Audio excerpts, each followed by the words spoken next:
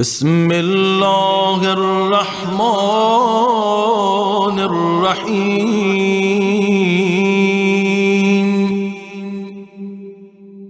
اللهم اجعل لي فيه إلى مرضاتك دليلا، ولا تجعل للشيطان فيه علي سبيلا، واجعل الجنة لي منزلا ومقيلا.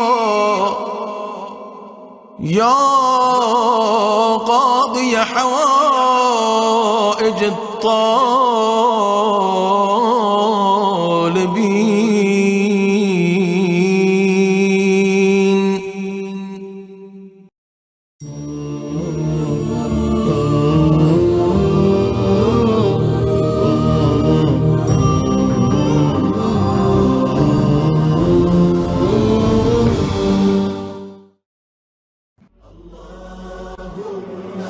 صل وسلم